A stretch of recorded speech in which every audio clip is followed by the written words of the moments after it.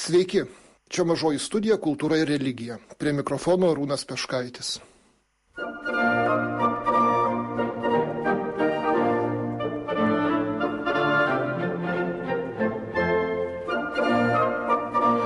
Gegužės 8 dieną pirmą kartą Vilniuje vyko homoseksualių asmenų eitynės. Sukėlusios daug triukšmo, daug kalbų, daug agresijos ir prieštaringų vertinimų visuomenėje. Apie tai kalbamės su Vilniaus Švento Juozapo kunigų seminarijos dėstytoja, daktare antropologe Irena Eglė Laumenskaitė ir pranciškonų kunigu Juliumi Sasnausku.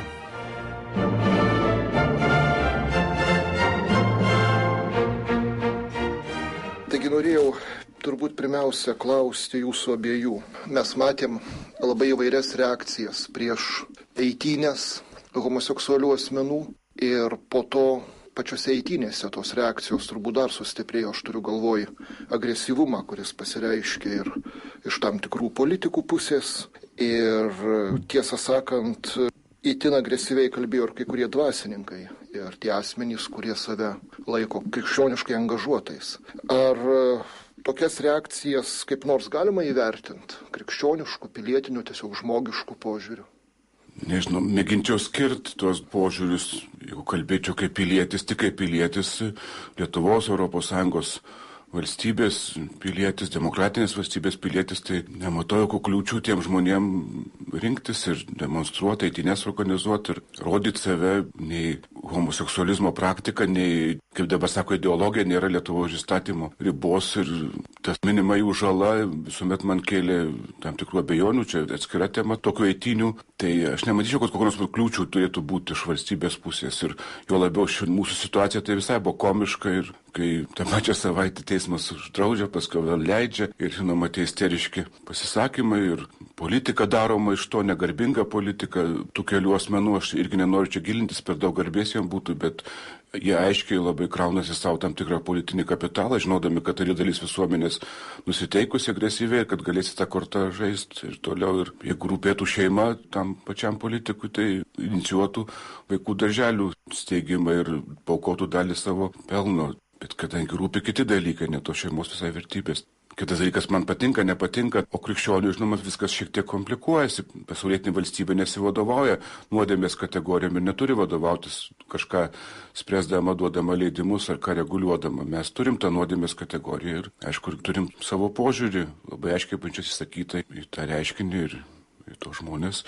Tai čia šiek tiek kitaip viskas, nors irgi kai pradedi gilintis į tą situaciją tų žmonių, tai irgi čia viskas nėra taip paprasta, kaip kartais atrodo pacitavai, ten lyg vaikų darželį Dievas sukūrė vyrą ir moterį ir man juokas ima ir iš tų visų citatų ar kunigų knygos, ar dar ko nors. Čia yra tik tai išniekinimas švento rašto, kai mes griebėmės ir klastojam dar priedo. Tai yra problema, tai aš manyčiau, kad kas yra dar iš tų visų rėksnių pusės, kokią jie daro nuodėmę, nusikaltimą, kad jie kuria įspūdį, kad tą galima sustabdyti. Ir tokiam priemonėm sustabdyti. Ir kad yra sprendimas pašūkaut, kažkam duoti į galvą, ar išdaužyti langus, ar dar ką nors, ar spaust visuomenę, vyriausybę, Seimą. Ir tie dalykai nėra alternatyva Lietuvai įstoti iš ES, tapti talibanu, ar ko nežinau, tai yra alternatyva tokia. Tik tai, o aš kitos nematau. Čia jie meluoja jau, visą kitą galima suprasti. Aišku, ten daug labai padorių šeimų, galbūt ir rinkosi ir viską, ir nesutinka su to, bet taip turėtų būti, galėtų būti valstybėje, kodėl. Bet daug kas yra labai negražu. Ten, žinoma, iš kitos pusės ir kitas pats. Manyčiau, jie kaip politikai negalėjo taip daryti, nes politikas yra pirmiausia tokioj valstybė, kokia yra dabar, jie yra ES ir jie žino, kad esti kitos politinės priemonės.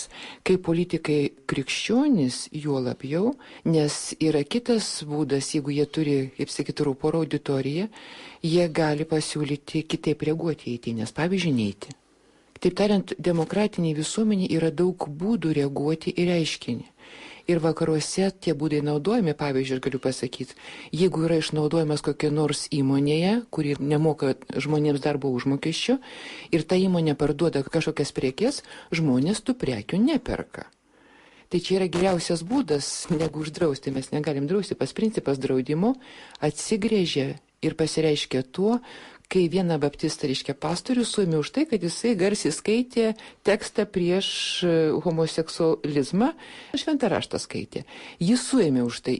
Aš suprasčiau kunigą, pavyzdžiui, tokio Alfonsą Svarinską, jeigu jis eina į gėjų klubą kaip pranašas ir kalba apie nuodėmę, aš suprasčiau, aš taip įsivaizduoju, viena iš reakcijų galėtų būti, jeigu tu tikrai esi iki kaulų smegenų įsitikinęs, kad tai yra nuodėmė, kad tai yra kažinkas, tai tu galėjai kaip pranašas, žodžiu, mes turim literatūrą ir istoriją bandžios tokių, žodžiu, rėžt drąsiai, bet ne tokiam pusiau, tokiam politiniam, čia yra jau žaidimai ir negražūs žaidimai. Tai bažnyčiai reikėjo pozicijas ir riboti iš karto griežtai nuo bet kokių, aš jų net radikalais nevadinčiau, sakyti dar kartą labai apgalvotai, labai įsigilinusiai atsakyti. Į tą klausimą duot pareiškimą atsiriboti nuo tų visų ir šiek tiek bent, o dabar aš nenoriu, kad katalikybės pozicija būtų tapatima su Gražuliu, jis nieko bendra neturi su katalikybė. Iš to, ką jis kalba, tai tikrai, tai nieko krikščioniško nėra tame. Tiesą sakant, ir atsakėjai tą klausimą, kurį aš norėjau užduoti. Ir kai kalbėjai apie pranašą, aš prisimenu Danielį Anžą, kuris čia buvo prieš keletą metų ir pasižymė ypatingai radikalia pozicija tuo požiūriu, tačiau asmeniškose pokalbėse su juo ir iš jo vienos knygos aš žinau, kad jis ilgus metus, net 10 bendrauja su homoseksualiais asmenim, nepavargsta ir kantriai bendrauja ir jis sako, iš tos bendrystės pagaliau kažkas įvyksta. Kaip lygiai aš atsimenu Timo Genaro knygoje Stipriau už neapykantą, jis liudija, kad kartą į metus jis visada atvažiuodavo pas Marie Dominique Philippe brolį, kunigą, kuriam išpažindavo nuodėmės. Tos nuodėmės buvo baisios, kriminalinė situacija, kriminalinis pasaulis, bet šitas kunigas nepavargdavo klausytis išpažinčių ir nuolat duodavo išrišimą, kol pagaliau kapsėjo tie lašai ir kai vyko pasikeitimas to žmogaus gyvenime. Ir sako, jeigu ne to kunigo nuolankumas ir pasišventusi kantrybė, sako, aš nežinau, kur aš šiandien būčiau. Tai iš tikrųjų turbūt labai svarbu. O Egle, vis tik tai žmonėms rūpi ir krikščionims rūpi ir krikščioniškoms šeimoms, kaip vertinti homoseksualumą. Ar, pavyzdžiui, kritinę analizę šiuo klausimu jau galima laikyti homofobiją? Aš manau, kad baisiausias dalykas, kad vakaruose jau yra priešinga tendencija. Galbūt ta tendencija pastebima vakaruose yra mūsų šitų politikų tokia netoleregiška politika. Tai yra stabdyti reiškinį tokiu būdu, kaip sakyti, nesustabdysiu tokiu būdu. Bet yra tendencija vakaruose ir man pasakojo mano pažįstami, kurie buvo tam tikruose ratuose, jie praktiškai negali įsižiūrėti apie savo poziciją kaip kritinę jų atžvilgiu. Ir aš nežinau, ar tas baptistų pastorius ten triukšmą kėlė, ar ten tikrai viešajam gyvenimui trikdė, bet faktas, kad jis buvo suimtas. Aš galiu pasakyti dar kitą dalyką, kur nuskambėjo, nes buvo pakviestas dabar profesorius į Kauno Vytauto Didžiojo universiteto teologijos fakultetą, kuris kalbėjo kaip profesorius ir kaip specialistas iš valstijų apie homoseksualumą. Ir po to dekanas buvo pakviestas ir pasiteirauta, tai kas ten pas jūs vyko. Reiškia, net analizė tokių dalykų jau kelia kažkam tai įtampą. Ir aš manau, kad apie tą reikia daugiau kalbėti, o ne nukreipti kovą prieš reiškinį, kuris yra demokratiškas. Aš turiu galvoje prieš eitynės, kuriams turi teisę kiekvienas pilietis pagal savo pozicijas. Bet dabar kalbant apie tą, kas sakai, tai aš manyčiau, kad pirmiausia, ir bažnyčia skiria homoseksualizmą ir homoseksualumą, skiria veiksmus, kurie mes žinome, kad tai yra, mes matome juos kaip, dėl to vadina jas nuodėmė, ir skiria seksualinę orientaciją asmenų, kurie turi tokią orientaciją. Aš turiu galvoj, čia reikia žiūrėti į problemą, o ne į išraišką. Jie nepasirinko šitos orientacijos. Mes gal galim kalbėti apie tuos, kurie save vadina biseksualiais ir daugumą atveju biseksualumas, tai tiesą sakant, jeigu mes žiūrime istoriškai, kuo tai reiškiasi, tam tikra prasme yra palaidumo išraiška. Bet jeigu mes žiūrime į tą orientaciją, kuri yra homoseksuali, kaip orientacija į kitos lyties asmenį intimiam santykiui, atmetant tą galimą santykių su savo lyties asmeniu, tai mes negalime jo to teisti. Ir bažnyčia pirmiausia jį neteisė asmens, to labiau, kad mes nepažįstame jo situacijos, bet bažnyčia teisė reiškinį, kuris gali būti destruktyvus kitų žmonių atžvilgių. Kokį reiškinį turi galvoje? Aš turiu homoseksualizmo praktiką. Aš tai nesivizduoju, kokia tai svaitymais ir žodžiais ir tiek yra destruktyvi. Tai kokia tai vieną laidą mačiau, ten net vaikai spekuliuoja, ten mano vaikas ką dabar jis pamatys, ką jis išgirs, tarytum kitų nebūtų.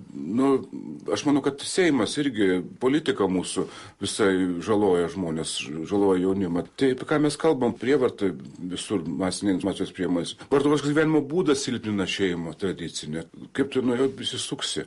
Kokiu būdu, aš nežinau, kaip jinai ta propaganda vyks, aš nežinau kur, aš negirdėjau, aš nemačiau jos Lietuvoje, kokia čia propaganda. Aš nieko ne propaganda, o apie patį praktikavimą. Ir to praktikavimas pasireiškia. Ar man parodykit nors vieną žmogų, aš norėčiau pamatyti žmogų, kuris buvo trauktas visam gyvenimui arba buvo padarytas homoseksualiu per prievartą. Taip, aš tai žinau, todėl, kad, pavyzdžiui, yra atvejis, aš neminėsiu pavardžių Lietuvoje, buvo, galiu pasakyti, paprastą reiškinį, buvo paauglius berniukas, dar tais namais, kai yra, žinote, šiukšlių tie vamzdžiai yra tam tarpiniam aukštį, jis išėjo ir buvo išprievartautas. Ir jam tai buvo labai ilgą laiką pasiekmė ir labai sunku pasakyti, kuriam laiko, ar tai nebus visam gyvenimui. Aš turiu galvoje, va šitokie dalykai, jeigu mes baudžiam prievartą.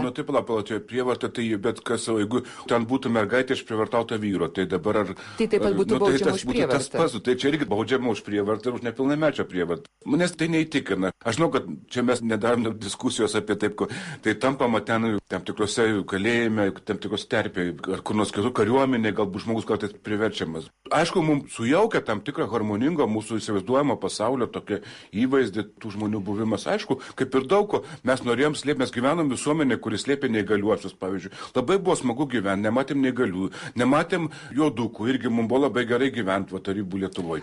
Dėl tų eitynių man aš labai buvo skeptiškas dėl to pačios formos. Bet paskui du dalykus pajutau, tai kad kodėl vakaruos, gali ką nori ten sakyti, dalyvauja juose ne žmonės, kurie nieko bendra neturi su tuo. Tikrai nėra, net nepropaguoja ir gal duodu tos...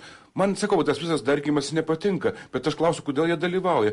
Dėl to, kad žmonės pavargo, jie kentėjo nuo diskriminacijos šimtmečius. Niekas nebenori dabar. Aš nebenoriu būti kažkokiu įrankiu, bet kokios diskriminacijos. Rasinės, seksualinės, religinės, aš nebenoriu ir pasaulis to nebenori. Tai yra ta tendencija ir jinai labai stipri yra, jos nesulaikysi. Aš neku apie poziciją, yra didžiulis skirtumai ir bažnyčia labai aiškiai brėžia, negalima jokio asmens diskriminuoti ir jo teisės, kuri yra visuomenėje. Bet mes matom praktiką. Bet aš dabar kalbu poziciją. Ar tai yra lygiavertė pozicija kitai pozicijai? Sakau, ne, viskas. Tiesiog turbūt aš kaip suprantu, Julius kalba apie tai, kad homofobiškos reakcijos yra akivaizdžios. Lietuvoje tikros homofobiškos reakcijos, jos remiasi, čia yra didesnė baimė, nes tai yra tapatybės baimė. Mūsuose, kaip sakyti, yra šiuolaikinis tamsumas, ko pasireiškia. Mes iš viso lyties tapatybės klausimo nesvarstom. Aš nežinau, bendram tarpusai mūsuosegi yra iškreiptas santykis tarp vyrų ir moterų tam tikrą prasme. Ir jisai palaikomas toliau, ir šitas yra kaip to santykio išvirkščia pusė. Aš sakyčiau, būtent išvirkščia pusė. Ir mūsų reakcijos yra baimės reakcijos, nes mūsų tai yra terra incognita, iš viso lytiškumas, atviras kalbėjimas apie jį. Ir aš dabar nesakau, kad bet koksai žmonių į kategorijas skirstimas, va čia yra nebeleistina krikščioniškai, nes krikščionybė nežiūri į grupės, ji nežiūri į žmogų pagal charakteristikas. Ir matau, kad čia baisiausias dalykas, kad mes iki šiol į žmogų žiūrim pagal jo charakteristikas. Tai pagal charakteristikas mes galime seksualinę mažumą skirti, bet kur tu matai seksualinę mažumą gatvėje? Tu matai konkrečius asmenys su jų gyvenimais. Egle, bet noriu tada paklausti, vis tik kur yra ta krikščioniškos tolerancijos riba ir, sakysim, bažnyčia labai aiškiai pasisako prieš santuokas vienos lyties asmenų. Kodėl? Aš manau, kai kurios protestantų bažnyčios tą jau praktikuoja, tokias santuokas. Protestantų bažnyčios ypatingai kai kurios, tai jos visais laikais, kaip sakoma, pasaulis sakydavo okei. Bet čia yra kitas dalykas, čia yra paties mokymo ir prigimties klausimas. Nei stačiatikiai, nei katalikai su tuo dalyku nesutiks, todėl kad, reiškia, jiems mokymas krikščioniškas apie žmogišką prigimtį yra nepasitraukiamas dalykas, jo labiau, kad jis dabar atpažįstamas kaip teisingas. Daugeliu mokslų dabar atpažįsta gelminį tą santykį ir papildomumo vyro ir moters. Ir tai, kai yra problema, kai mūsų visuomenė eina į tą maskulinizuotą modelį, kuris, tiesą sakant, vyrus labiau netgi žeidžia, ir mes tą matome, aš sakyčiau, homoseksualizmas Ir homoseksualumas kaip orientacija yra tam tikra prasme kaip išraiška, nes tai yra socialinis reiškinys pagal procentinį dabar skaičių. Yra kaip išraiška labai maskulinizuotos visuomenės, kuri žaidžia jautresnius vyrus ir laiko juos, kaip sakyti, nevyriškais. Vat jiems uždeda šitą. Bet yra kitas dalykas, kad ar mes tada einam taip toli ir mes paneigiam vyro ir moters skirtingumą, ar mes paneigiam kažkokius atskaitos taškus kaip prigimties. Štai čia yra klausimas. Bet aš tai nesu toks specialistas kaip tu tų klausimų, bet paprastai žmogus, tie žmonės save taip, tu pati sakai, kad jie nepasirinko to, tai jie suvokia, tai čia elementarus dalykas, daug jų kartotas, jie suvokia kaip savo prigimtį. Tai, ar jie ten įgijo tą ankstyvoje kūdikystę, ar jie gimė tokiai, bet jie save suvokia kaip prigimtį savo. Tai, ar jūs pastebėjote, kad mūsų, ypač Lietuvoje, tos kalbos, tai yra kalbėjimas tik apie tai, o ne jiems ir ne su jais. O esminis trūkumas, tu čia sėdi, paistai, aš sėdžiu, paisto, bet mes nekalbam jiem, mes kalbame savo. Tam, kad žmogui vestum nuodėmės kategoriją, jis turi būti tikintis. Negali pasaulis priimti žmogus, kuris yra už krikščionybės ribų, nuodėmės kategorijos ir viskas. Tai tam, kad jam galėtume apie tai kalbėtis, turi būti čia. Tu turi būti kažkokiu būdu jį patraukusi. Turi būti paulius jam rūpesti, pasitikėjimą, meilę, ką tik tai nori, bendrystę. Aš kalbu kaip antropologė ir aš tai kalbu auditoriams, kuriuose yra visokių žmonių ir aš kalbu visiškai nesmerkiant, o aiškinant gelminę žmogišką prigimtį, jo troškimą, kito kaip kitokio akivaizdoje, tos, kaip sakyt, apykaitos žmogiškos, kur yra papildomumas lyčių.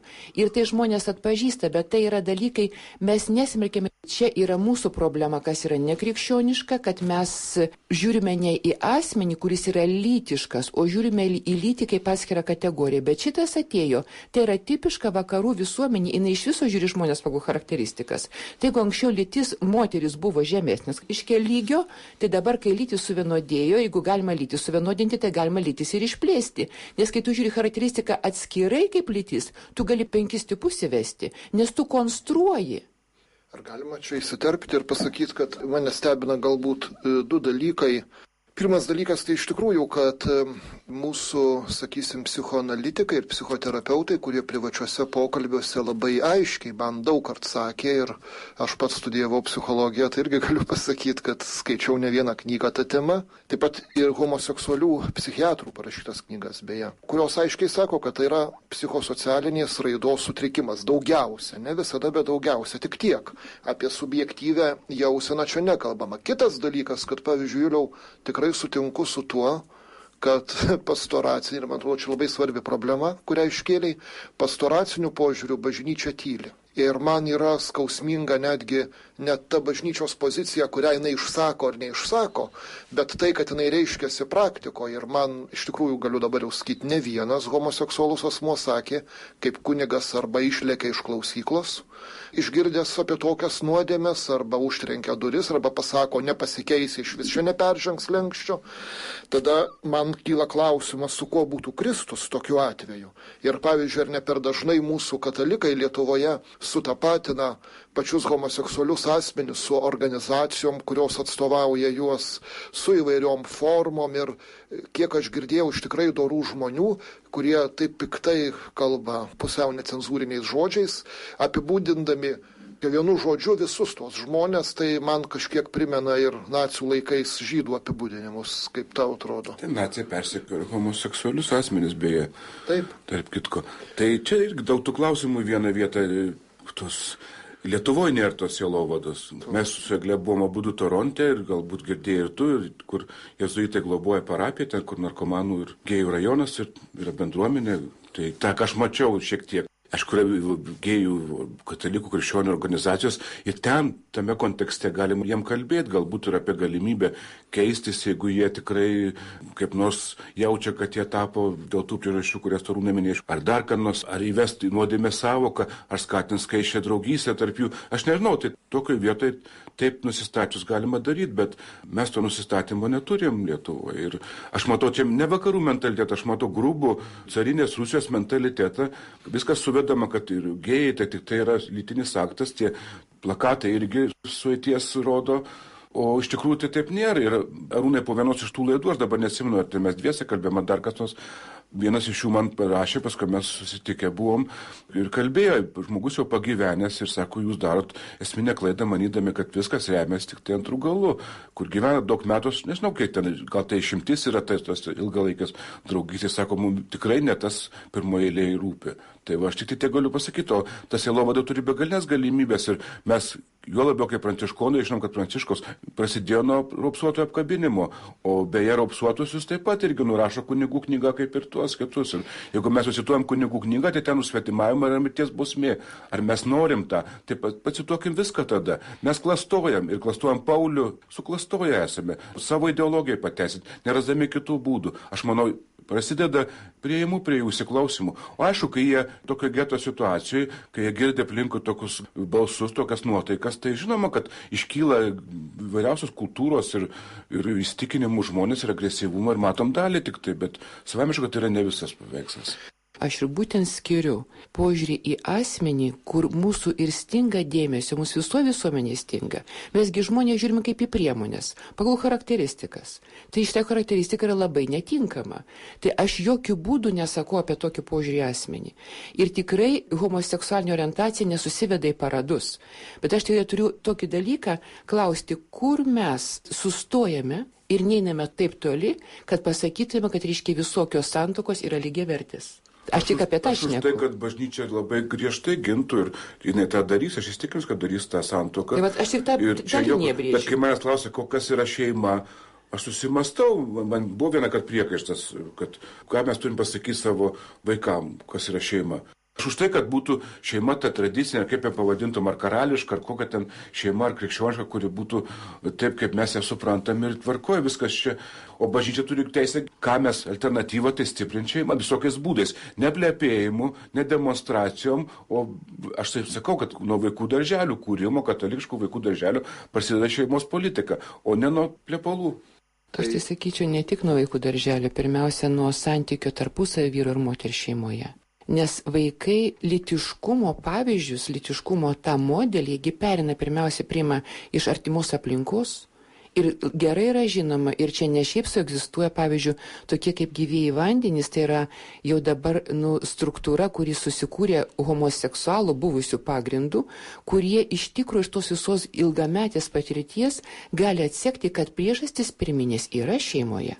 Ir labai dažnos priežastis. Ir aš visiškai suprantu apie tai, kad tu šneki. Mes turime labai aiškiai skirti, aš aiškiai sakau bažnyčios poziciją, aiškiai skirti požiūrį į asmenį, šiukštu negalima taip elgtis, kai mes elgiamės, šiukštu. Nes dabar problema yra šitas, kad jaunimas dėl to supratimo pasirinkimo tik viską galima rinktis. Lytį taip pat, gi mes renkamės kaip parduotuviai. Iški charakteristikos žmogiškos yra pasirenkamos. Ar tu būsi kompiuteristu ar kuo, ar tu būsi tokiu ar kitokiu. Ir jie savo tokią nuostatą palaiko šitos dalykus. Bet jie kalba, dažniausiai, kiek aš girdėjau, tai kalba apie tai, kad jie nesirenka, kad jie yra tokie, jie nori būti tokie, tai čia yra esminis skirtumas. Bet aš pažįstu tokios žmonės ir aš juos netgi labiau, kaip sakyti, ir atsargiau myliu, negu tuos, kurie, sakyti, yra šitaip. Tai, kad tai yra labai jautru, yra nepaprastai jautru visom, jie patys yra įsitempę ir jie įsitempę ne dėl savo kalties. Tai čia yra visiškai kitas dalykas, bet aš neku, skirkime tuos dalykus.